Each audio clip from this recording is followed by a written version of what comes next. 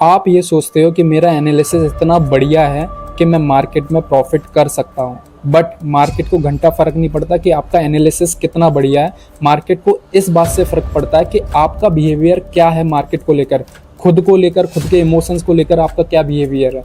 यही चीज़ मार्केट में आपको रिवॉर्ड करती है और कंसिस्टेंट प्रॉफिट करने में हेल्प करती है। सो आपको अगर जर्नल करना है ना, तो खुद के बिहेवियर को करो, खुद की साइकोलॉजी को करो, खुद के ट्रेड्स को करो। जो पास्ट ट्रेड आपने गलतियां की है उसको ट्रेड करना चाहिए। तो बेसिकली अभी मार्केट में जो बिगिनर है वो कर क्या रहा है, वो गलतियां यही कर रहा है। तो कुछ गलतियां मैं ऐसी डिस्कस करने वाला हूं आपसे जो मार्केट में रहकर बिगिनर अभी भी फेस कर रहा है। वो अवेयर ही नहीं है इस चीज़ से कि मैं क्या गलती कर रहा हूँ। तो सबसे पहली जो मिस्टेक है वो है स्ट्रेटजी। आपके पास बहुत सारी स्ट्रेटजीज हैं, यही आपकी गलती है। ओवर ट्रेड करने का सबसे बड़ा रीज़न यही है कि आपके पास बहुत सारी स्ट्रेटजीज हैं। तो स्ट्रेटजीज होने से ये फ़र्क नहीं पड़ता कि आप प्रॉफिट करोगे ही करोगे। अगर जितनी कम स्ट्रेटजीज आपके पास हैं उतना अच्छा रिस्क रिवॉर्ड, उतना अच्छा डिसिप्लिन, उतना अच्छा पेशेंस आप रख सकते हो मार्केट में। क्वांटिटी ट्रेड और क्वालिटी ट्रेड, इन दोनों में बहुत फ़र्क होता है। तो आपको क्वांटिटी ट्रेड नहीं लेना, क्वालिटी ट्रेड लेना है। A+ अपना सेटअप डिफाइन करो, A+ हो। 10 स्ट्रेटजीज आपके पास है, 10 में से सिर्फ 2 डिसाइड करो, 2 पर काम करो कंसिस्टेंट, उसको डिफाइन करो, उसके ऊपर बैक टेस्टिंग करो, उसके ऊपर रूल्स डिफाइन करो कि क्या क्या रूल्स इसमें लग सकते हैं, क्या क्या कंडीशन लग सकती हैं जिससे इसकी प्रोबेबिलिटीज़ हाई हो, इसका विन रेट हाई हो। उससे पता चलेगा कि आपकी स्ट्रेटजीज कितना अच्छा वर्क कर रही है, आपको कितना अच्छा रिवॉर्ड देने वाली है। जब तक आप उस स्ट्रेटजीज के ऊपर मेहनत नहीं करोगे, उसको बैक टेस्ट नहीं करोगे, उसको जब तक आपको पता ही नहीं होगा यार कि ये काम कर भी रही है कि नहीं कर रही है, तो आप कैसे प्रॉफिट करोगे किसी चीज़ को। और दूसरी मिस्टेक है आपकी अर्ली एग्जिट। आप टारगेट तक आप वेट ही नहीं कर पाते हो। आपने कोई भी ट्रेड लिया, वो चल रहा है, आपके प्रॉफिट में आया, प्रॉफिट में आया, प्रॉफिट में आया, चल रहा है। अब आपको है ना फियर होने लगेगा और आप उसको एग्जिट कर जाओगे। अब ये फियर क्यों होगा? आपके पास्ट एक्सपीरियंस की वजह से। पास्ट में आपने 3-4 लॉसेस कर लिए, अब जिसमें आपको प्रॉफिट दिख रहा है तो आप सोचोगे कि मैं जल्दी एग्जिट कर लेता हूँ, अदरवाइज ये नीचे आएगा और मेरे को स्टॉप लॉस दे जाएगा। तो आपका सिस्टम कहाँ है इसके बीच में? जब आपका सिस्टम ही डिफाइन नहीं है, आपको पता ही नहीं है कि स्टॉप लॉस तो होगा, that is part of trading. Stop loss तो आप रोक नहीं पाओगे, ना वर्ल्ड का 1% ट्रेडर रोक पाएगा, ना आप रोक पाओगे। तो जब वो वर्ल्ड का 1% ट्रेडर है वो स्टॉप लॉस नहीं रोक रहा, आप स्टॉप लॉस रोकने की कोशिश क्यों कर रहे हो? अगर आपका एनालिसिस उस टाइम पे सही है, आपका जो विन रेट है, आपके विन रेट में मान लो 100 में से 60 ट्रेड प्रॉफिट जाते हैं, तो ज़रूरी थोड़ी है कि वो जो आपका ट्रेड चल रहा है वो 60 ट्रेड्स में आ रहा हो, वो बाकी के 40 ट्रेड्स में आ रहा हो, वो एसएल देने वाला हो। बट आपको ये पता नहीं है कि कौन सा ट्रेड प्रॉफिट देगा, कौन सा ट्रेड टारगेट देगा। तो आपको हर ट्रेड फॉलो करना होता है, डिफाइन रूल्स के साथ, सिस्टम के साथ उसको फॉलो करते रहना होता है। देन आप देखते हो कि प्रोबेबिलिटीज़ आपके फेवर में आती है, और जब प्रोबेबिलिटीज़ आपके फेवर में आती है तब जाके कहीं जाके आपको रिवॉर्ड मिलता है मार्केट से। 1-2 ट्रेड से आपको रिवॉर्ड नहीं मिलता मार्केट से। जब आप 100 ट्रेड्स मार्केट में लोगे, 100 ट्रेड के बाद आप देखोगे कि हाँ मेरे 30-40 एसएल हो गए हैं, 50-60 टारगेट हो रहे हैं। तो यानी कि ओवरऑल जो मैं रिस्क रिवॉर्ड फॉलो कर रहा हूँ 1:3 का फॉलो कर रहा हूँ, यानी कि ओवरऑल रिजल्ट में नेट प्रॉफिट में हूँ। अब इसके बीच आपको क्या क्या हो सकता है? इसके बीच आपके कंसेक्यूटिव लॉस, 10 कंसेक्यूटिव लॉस हो सकते हैं, जिसको लूजिंग स्ट्रीक बोलते हैं, वो इसके बीच आ सकती है, कॉमन चीज़ है। तो आपका माइंड को पता होना चाहिए, आपके पास डेटा होना चाहिए स्ट्रेटजीज़ का कि हाँ स्ट्रेटजीज़ में ये चीज़ें आएंगी ही आएंगी, लॉसेस आएंगे, प्रॉफिट आएंगे, बट मैं क्या कर सकता हूँ? मैं सिर्फ अपने सिस्टम को, अपनी प्रोसेस को फॉलो कर सकता हूँ।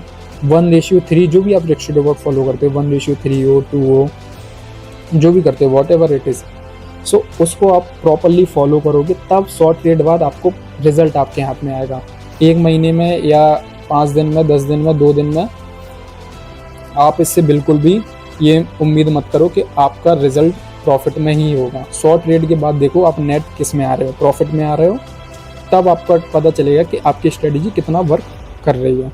नंबर जो 3rd मिस्टेक है वो है फोमो। जब भी आप मार्केट में ट्रेड लेने के लिए जाते हो, कोई भी सेटअप का पेशेंस के साथ वेट करते हो, कोई भी सेटअप का, तब उस टाइम पे क्या होता है, आपको अगर आपका बाई चांस आप कहीं बिजी हो गए, सो गलती से आपका ट्रेड मिस हो गया और एंट्री आपकी बहुत दूर हो गई आपके एंट्री पॉइंट से, सो तब आपको क्या होगा, आपको फोमो फील होने लगेगा। FOMO means fear of missing out.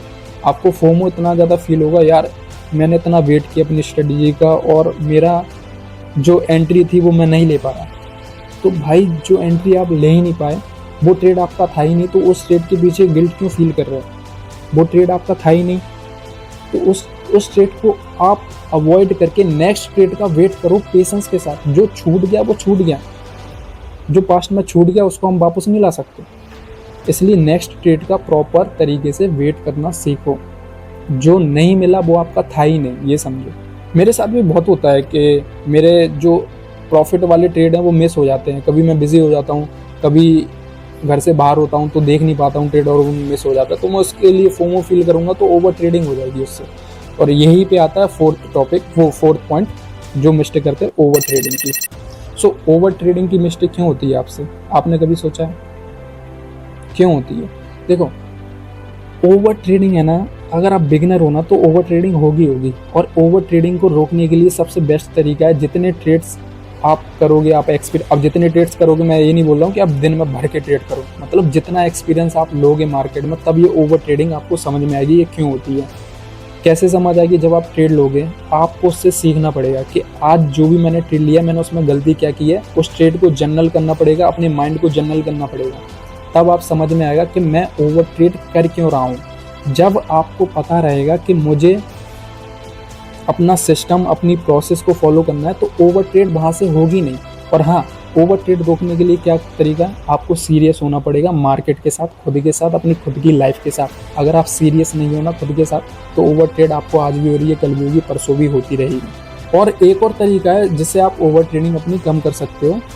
आपको अगर बहुत ज़्यादा ओवर ट्रेडिंग होती है ना तो आपको अपने रूल्स ऐड करना होगा कि आप डेली सिर्फ एक ट्रेड लोगे। ये सुनने में बहुत आसान है लेकिन करने में उतना ही ज़्यादा मुश्किल। आप दिन का एक ट्रेड लोगे, जैसे ही एक ट्रेड हुआ, चाहे वो लॉस हो चाहे प्रॉफिट हो, चाहे वो आपकी मिस्टेक से लॉस हुआ हो चाहे कैसे भी लॉस हुआ हो, आपका एक ट्रेड लॉस हुआ या प्रॉफिट हुआ उस दिन आपको ट्रेड बंद करना पड़ेगा। ये आपका रूल है। अगर ये टूटा तो डिसिप्लिन टूटा, डिसिप्लिन टूटा तो लॉस हो गया। ये आपको ओवर ट्रेडिंग से बचाएगा। मैंने फॉलो किया था, अगर आप फॉलो करोगे तो रिजल्ट आपके हाथ में होगा। अगर वीडियो पसंद आई हो तो काफ़ी एफर्ट, काफ़ी फीलिंग के साथ मैंने ये वीडियो बनाई थी, आप इसको लाइक कर सकते हो। और हाँ, चैनल पर नए हो तो उसको सब्सक्राइब करो, काफ़ी अच्छे कंटेंट मैं लाता रहूँगा। और टेलीग्राम पर नहीं हो तो आप ज्वाइन कर सकते हो अगर मर्जी हो आपकी। चलता हूँ, मिलता हूँ अगली वीडियो में, तब तक के लिए बाय बाय।